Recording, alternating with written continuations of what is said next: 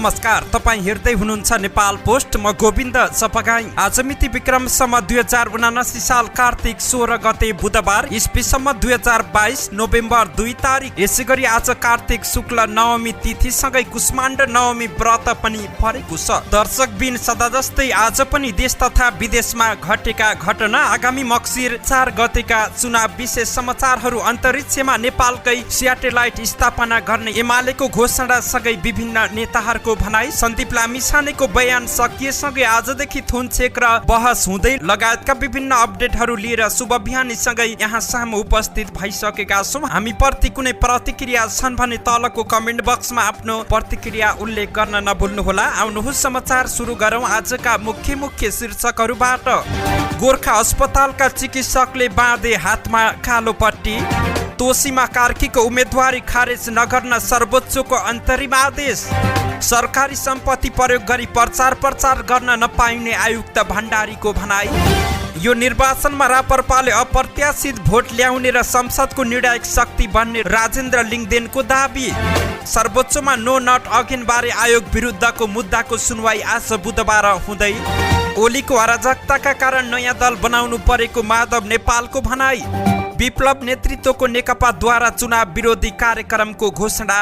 एमालेको घोषणा, समुद्रमा राष्ट्रिय झण्डा सहितको पानी जहाज ल्याउने, सँगै अन्तरिक्षमा नेपालकै स्याटेलाइट स्थापना गर्ने।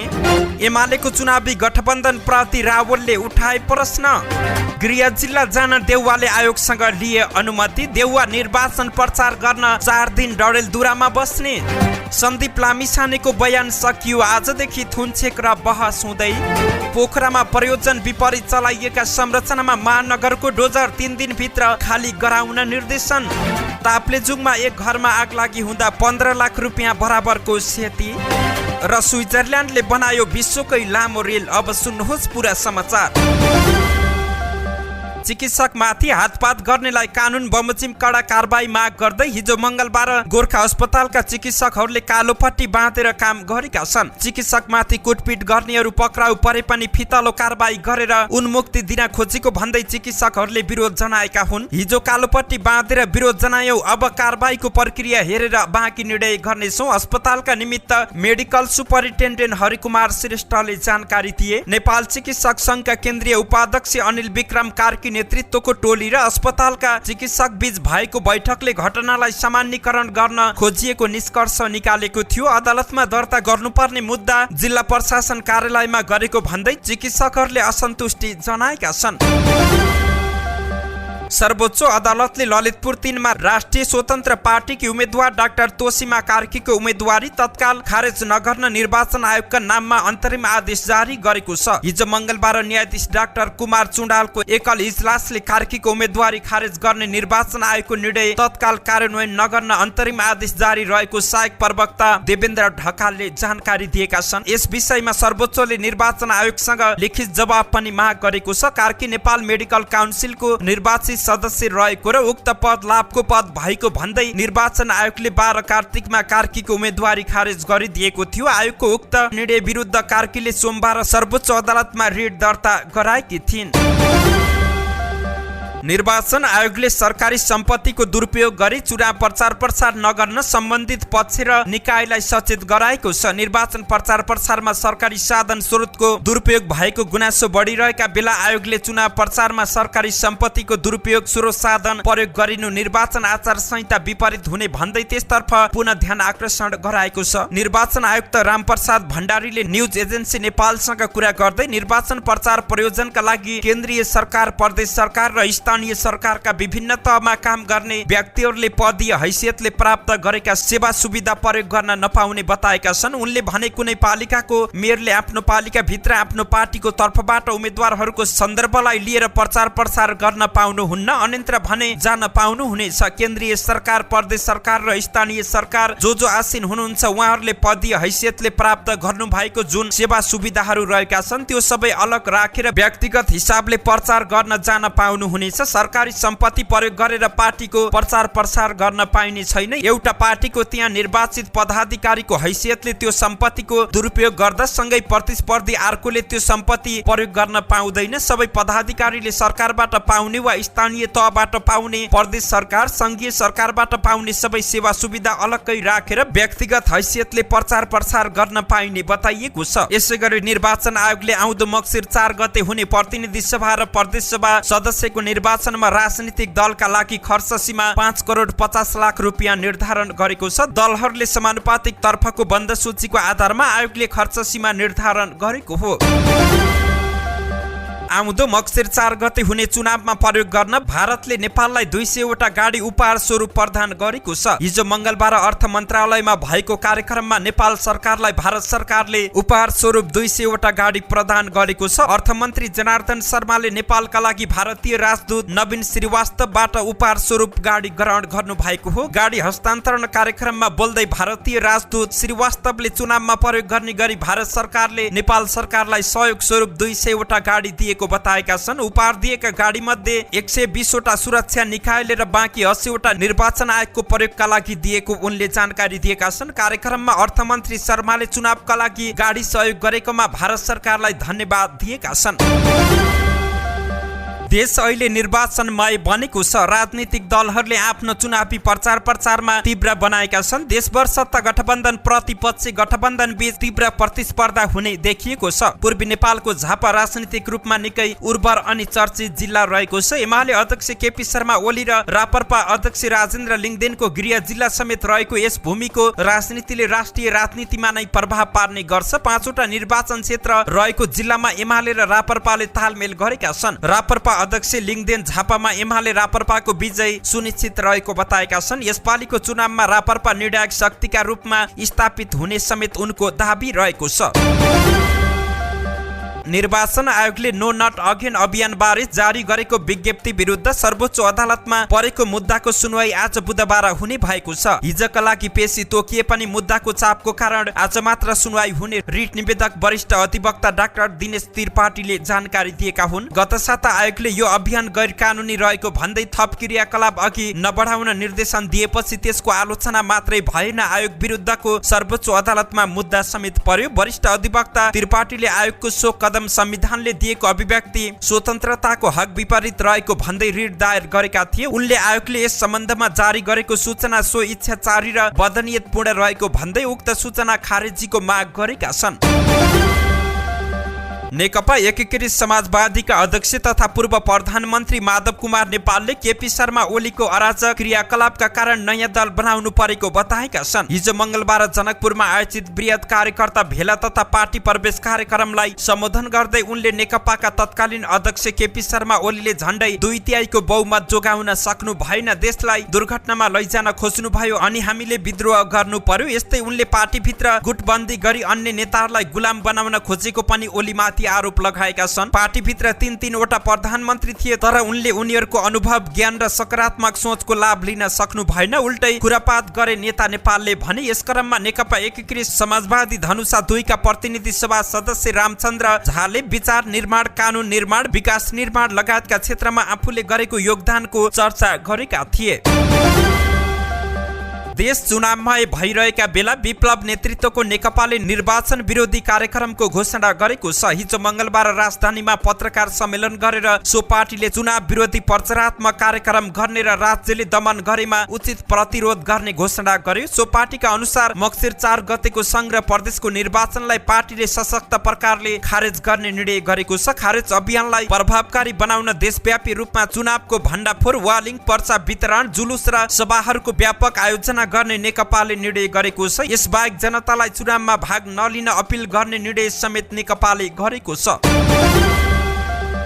नेकपा एमाले आफ्नो चुनावी घोषणा पत्रमा झण्डा सहितको पानी जहाज चलाउने घोषणा पुनः दोहोऱ्याएको छ। अघिल्लो निर्वाचनमा समेत एमाले यो योजनालाई प्राथमिकता दिएको थियो। यसपटक पनि एमाले छिमेकी मित्र राष्ट्रहरूको सामुद्रिक बन्दरगाह प्रयोग गरी नेपाली झण्डा सहितको पानी जहाज सञ्चालनमा ल्याउने घोषणा गरेका छन्। नेपालका प्रमुख नदी हुँदै गंगाबाट कलकत्ता बन्दरगाह र समुद्रसम्मको जल यातायात सञ्चालन गर्ने समेत एमालेको घोषणा पत्रमा रहेको छ। यसैगरी नेकपा एमाले अन्तरिक्षमा नेपाल नेपालको आफ्नै स्याटेलाइट स्थापना गर्ने घोषणा गरेको छ। प्रतिनिधि सभा तथा प्रदेश सभा निर्वाचनका लागि एमाले जारी गरेको घोषणा पत्रमा एमाले लामो समयदेखि अल्पत्र परेको नेपालको अर्बिटल सलटलाई नेपालकै स्वामित्वमा आफ्नै नेतृत्वको सरकारले ल्याएको बताएका छन्। उनी अर्बिटल सलट उपयोग गरी अन्तरिक्षमा आफ्नै स्याटेलाइट स्थापना गरिने एमाले बताएको छ। ब्यान्डविड्थको भुक्तानीका लागि विदेशीले गरेको ठूलो रकम बाहिरिनबाट रोकिनेछ एमाले भनेको छ। यसअघि फ्रान्सको कम्पनी थेलसँग एमाले नेतृत्वको सरकारले समझदारी पत्र MOU मा हस्ताक्षर गरेको थियो, तर यति आर्थिक चलखेल गर्ने गरी स्याटेलाइट र सुरक्षण मुद्रण केन्द्र राख्न दुई फ्रान्सेली कम्पनी भित्राउन खोजेको खुलेपछि सरकार पछि हटेको थियो। सुरक्षण मुद्रणका लागि तत्कालीन सञ्चार तथा सूचना प्रविधि मन्त्री गोकुल बास्कोटाले एक स्विस कम्पनीको एजेन्डासँग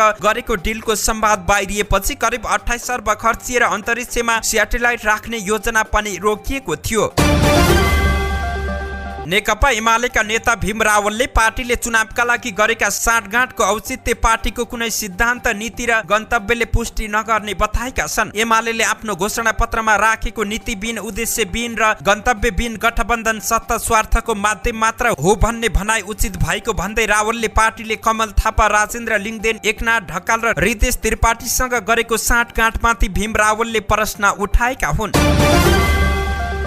प्रधानमन्त्री तथा नेपाली कांग्रेसका सभापति शेरबहादुर देउवाले डडेलधुरा स्थित आफ्नै निर्वाचन क्षेत्रमा जानका लागि निर्वाचन आयोगसँग अनुमति लिएका छन्। हिजो मंगलबार आयोगलाई निवेदन लेख्दै प्रधानमन्त्री देउवाले गृह जिल्लामा जानका लागि अनुमति लिएका हुन्। आसन्न प्रतिनिधि सभा र प्रदेश सभा सदस्यको निर्वाचनका लागि हुने विभिन्न चुनावी कार्यक्रममा सहभागी हुनका लागि अनुमति मागेका हुन्। उनी गृह जिल्ला जाँदा कुन साधन प्रयोग गर्ने भन्ने बारे भने अझै खुलाइएको छैन। यसैगरी प्रधानमन्त्री तथा नेपाली कांग्रेसका सभापति शेरबहादुर देउवाले आफ्नो निर्वाचन प्रचार प्रसारको लागि गृह जिल्ला डडेलधुरामा 4 दिन बिताउने भएका छन्। प्रतिनिधि सभा सदस्यका उम्मेद्वार समेत रहेका देउवाले कार्तिक 17 देखि 20 गतेसम्म जिल्लाका विभिन्न स्थानमा हुने चुनावी सभालाई सम्बोधन गर्ने कार्यक्रम तय भएको प्रदेश सभाका उम्मेद्वार गोविन्द बोहराले जानकारी दिएका छन्। सार्वजनिक तालिका अनुसार 17 गते अमरगढी बस पार्कमा आयोजित सभालाई देउवाले सम्बोधन गर्ने कार्यक्रम रहेको छ। कार्तिक 18 गते नवदुर्गा र गन्या पधुरा, 19 गते अचैमेरु र भागेश्वर तथा 20 गते आलिताल र परशुराममा देउवाले सम्बोधन गर्ने कार्यक्रम रहेको बोहराले जानकारी दिएका हुन्।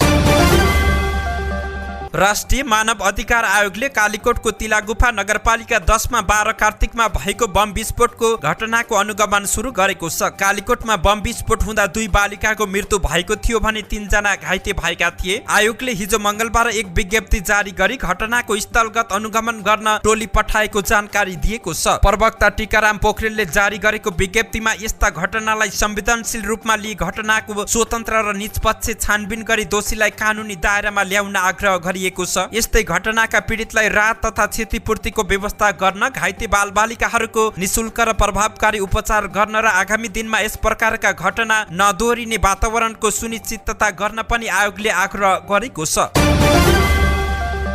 क्रिकेटर सन्दीप लामिछानेको बयान सकिएको छ। 17 वर्षीय नाबालिगमाथि बलात्कार गरेको आरोपमा पक्राउ परेका उनको पेशी हिजो मंगलबार न्यायाधीश माधव प्रसाद घिमिरेको इजलासमा परेको थियो। बयान सकिएसँगै अब आजदेखि थुनचेक बहस हुने अदालतका सूचना अधिकारी दीपक दाहालले जानकारी दिएका छन्। सन्दीपसँग बयान लिने काम सकिएकाले आज बुधबारबाट थुनचेक बहस हुने सन्दीप पक्षका वकिल मुरारी सापकोटाले जानकारी दिए। उनले हिजो नेपाल प्रहरीले ढिलो गरी अदालतमा उपस्थित गराएको र बीचमा बत्ती गएका कारण बयान लिने काम ढिलो सुरु भएको जानकारी दिएका छन्। उनले सन्दीपले बयानका क्रममा आफूप्रति बदनीयत र कसैको उक्साटमा अभियोग लगाइएको बयान दिएका छन्। उनले किशोरीको बयान शंकास्पद रहेकाले किशोरीको जन्म दर्तालाई नै प्रमाण मानेर केस अघि बढाउने कुरामा आफूहरूले वकालत गर्ने स्पष्ट पारेका छन्। उनले भने प्रहरीले नै ढिला ल्याउने काम गर्यो, त्यसकारण नै ढिला सुरु भयो। बत्ती गएकै कारण पनि केही बाधा आयो। हिजोको बयान सकियो, थुनचेक बहस हुन पाएन। आजबाट थुनचेकको बहस सुरु हुनेछ। जबरजस्ती करणीको अभियोग म प्रति बदनीयताका साथ कसैको उक्साटमा लगाइएको छ, जुन अभियोग झुटो हो भनेर बयान गर्नु भएको छ र आफ्नो इन्कारी बयानलाई पुष्टि हुने विभिन्न किसिमका प्रमाणहरू पनि पेश गर्नु भएको छ। प्रमाण भनेको पीडित भनेको व्यक्तिको हकमा जन्मदर्ताको विषय वस्तु, जन्मदर्ताका प्रमाण केही भेटिएका छन्। बयान प्रमाणित हुन पाएको छैन। हिजो श्रीमान चाँडै निस्किएका कारणले पीडितले अनुसन्धानको क्रममा एउटा कागज दिनु भएको छ। उक्त कागजमा भएको बेहोरामा डाक्टरहरूको समूहमा स्वास्थ्य परीक्षण गराउनु भएको भएको छ। त्यहाँ दिनुभएको केस हिस्ट्रीको विषयवस्तु अलिकति फरक देखिन्छ। त्यो विरोधाभासपूर्ण रहेको छ। नागरिकतालाई प्रमाण मान्ने कि जन्म दर्तालाई भन्ने विषयवस्तु नै मुख्य विषयवस्तु रहेको छ। सन्दीपमाथि गत भदौ 5 मा काठमाडौँको एक होटेलमा लगेर एक 17 वर्षीय बालिकालाई बलात्कार गरेको अभियोग लागेको छ। पीडित बालिकाले आफूमाथि बलात्कार भएको भन्दै भदौ 21 गते प्रहरी विरुद्ध गौशालामा जाहेरी दिएकी थिइन्। मन्दिरमा पुगेर चिच्चाएर वर माग्ने परम्परा सुन्दा झट्ट अनौठो लाग्दछ। आफूले मन्दिरमा मागेको वर भर्सकहरूले थाहा नपाउन् भनेर मनभित्रैबाट वर माग्ने गरिन्छ। पाल्पामा भने सबैले सुन्ने गरी चिच्चाएर वर माग्ने मेला लाग्ने भएको छ। पाल्पाको तिनाउ गाउँपालिका 4 स्थित सत्यवती ताल क्षेत्रमा रहेको सत्यवती मन्दिरमा यहाँ कार्तिक 18 देखि 22 गतेसम्म मेला आयोजना गरिएको छ। हरेक वर्ष यहाँ कार्तिक पूर्णिमाका बेला 3 दिन मेला लाग्दै आइरहेको छ भने यस वर्ष 2 दिन थप गरेर 5 दिनसम्म मेला लाग्ने भएको छ। यो वर्ष राम्रो जोग परेकाले 5 दिनसम्म मेला सञ्चालन गर्ने तयारी भइरहेको सत्यवती मन्दिर ताल संरक्षण विकास समितिका अध्यक्ष दानबहादुर गाहले जानकारी दिएका छन्। उनका अनुसार 2 वर्ष कोभिडका कारण चहलपहल नभएको मेला यो वर्ष भव्य रूपमा सञ्चालन गरिनेछ। मन्दिर पूजा गर्न जाने दर्शनार्थीले चिच्चाएर वर माग्ने चलन रहेको छ। धार्मिक पर्यटकीय स्थल सत्यवती मन्दिरमा कान कम सुन्ने बज्जै भएको विश्वासमा चिच्चाएर वर माग्ने चलन रहिआएको छ। पोखरा महानगरपालिकाले प्रयोजन विपरीत चलाइएका संरचनामा डोजर चलाएको छ। पार्किङ प्रयोजनका लागि भन्दै कर छुट दिएर निर्माण गरिएका भूमिगत पार्किङमा प्रयोजन विपरीत व्यवसाय चलाएको संरचनामाथि डोजर चलाइएको महानगरपालिकाले जानकारी दिएको छ। पोखराका विभिन्न 8वटा भूमिगत व्यवसाय हटाउन महानगरका मेयर धनराज आचार्य सहितको टोली डोजर लिएर पुगेका थिए, जसमा भूमिगत व्यवसाय जान प्रयोग गरिएका 3वटा सिँढी मापदण्ड विपरीतका छत र होर्डिङ बोर्डमाथि डोजर चलाइएको छ। ताप्लेजुङको फत्ताङमा आगलागीबाट एक घर जलेर नष्ट भएको छ। फत्ताङलुङ गाउँपालिका 4 इखाबुमा हिजो मंगलबार मंगलबहादुर तमाङको घर जलेर नष्ट भएको छ। विद्युत सर्ट भएर आगलागी भएको र घरमा रहेका अन्न लत्ता कपडा लगायत जलेर नष्ट हुँदा 15 लाख रुपियाँ बराबरको क्षति भएको प्रहरीले जानकारी दिएको छ। आगो धुरीबाट बल्न थालेकाले निभाउन गाह्रो भएको स्थानीय रानी आधारभूत विद्यालयका प्रधानाध्यापक प्रेम प्रसाद खतिवडाले जानकारी दिएका थिए। नेपालका एकजना वनस्पति अनुसन्धानकर्ताले विज्ञानकै लागि नयाँ प्रजातिको वनस्पति पत्ता लगाएका छन्। वनस्पतिविद भक्तबहादुर राजकोटीले तिउरीको नयाँ प्रजातिको बिरुवा संसारकै लागि नयाँ रहेको पत्ता लगाएका छन्। यस सम्बन्धी विस्तृत विवरण अघिल्लो महिना प्रकाशित प्लस1 जर्नलमा उल्लेख गरिएको छ। 57 पृष्ठ लामो उक्त अनुसन्धानको आलेखमा यो वनस्पतिको बारेमा विस्तृत विवरण राखिएको छ। पर्वतारोही निर्मल पूर्जाले पर्वतारोहण र संरक्षणका लागि गरेको कामको मूल्याङ्कन गर्दै वनस्पतिलाई उनको नाम दिएको राजकोटीले कान्तिपुरलाई बताएका छन्। गण्डकी प्रदेशको म्याग्दी जिल्लाको मोरेनी क्षेत्रमा 2800 देखि 2900 मिटरको उचाइमा यो वनस्पति उनले सन् 2011 को अगस्त 25 मा फेला पारेका थिए। हेर्दा अन्य प्रजाति भन्दा केही भिन्न देखिएपछि उनले अध्ययनका लागि यसका नमुनाहरू संकलन गरेर राष्ट्रिय हर्बेरियम प्रयोगशाला र त्रिवी हर्बेरियम विभागमा अभिलेखका लागि राखेका थिए। यो बिरुवा विश्वमै पहिलो पटक अभिलेख भएकाले यसको अन्य अवस्थाबारे विस्तृत अध्ययन भएको छैन। मोलिक्युलर अध्ययन तथा अन्य विस्तृत विवरण सहितको अध्ययन गर्दा प्रजातिको अभिलेखमा धेरै वर्ष लागेको उनले बताएका छन्। यो वनस्पतिको डाँठबाट आउने फूलको संख्या 3वटा मात्रै हुने, फराकिलो स्पर र फूलको पात पेटल रहेका जस्ता गुणबाट अन्य भन्दा फरक रहेको पाइएको छ।